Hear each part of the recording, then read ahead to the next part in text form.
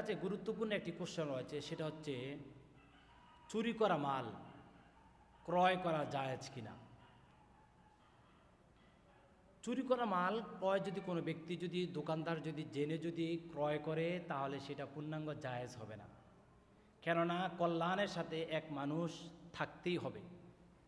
অর্থাৎ তাহলে আমরা যেটা জানতে পারলাম, চুরি করা মাল কোনো ব্যক্তি থেকে ক্রয় করা যাবে না।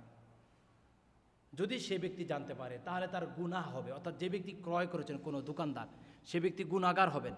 কারণ সূরাতুল মাইদা এর 2 নম্বর আয়াতে কারিমার দিকে আমরা যদি লক্ষ্য করি, সেখানে আল্লাহ তাআলা বলছেন ওয়া তাআওয়ানু আলাল বিররি ওয়াত তাকওয়া, কল্যাণময়ী কাজে তোমরা একে অপরের সাথে সহযোগিতা করো, অকল্যাণ কাজে একে অপরের সাথে সহযোগিতা করো না।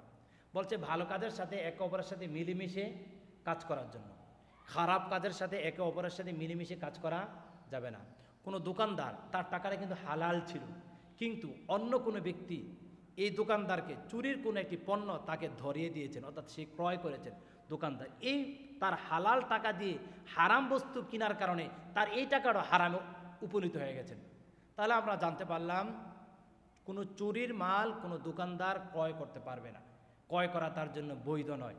কিন্তু ওই দোকানদারের জন্য এটা বুদ্ধিমানের কাজ হবে কোনো চোরকে ধরিয়ে দেওয়া, প্রশাসনিক কোনো ভাইদের হাতে ধরিয়ে দেওয়ার মাধ্যমে সে সচেতন হবে, এটি দেশ শান্তি পাবে, এটি রাষ্ট্র শান্তি পাবে।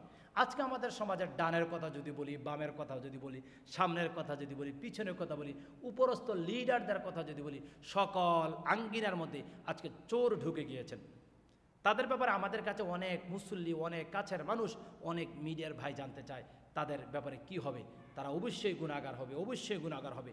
তারা শুধুমাত্র একজন ব্যক্তির টাকা তারা মারা নাই, তারা গোটা বাংলাদেশের এই বছর জরিপ অনুযায়ী প্রায় 19 কোটি মানুষের মতন জরিপ করা হয়েছে।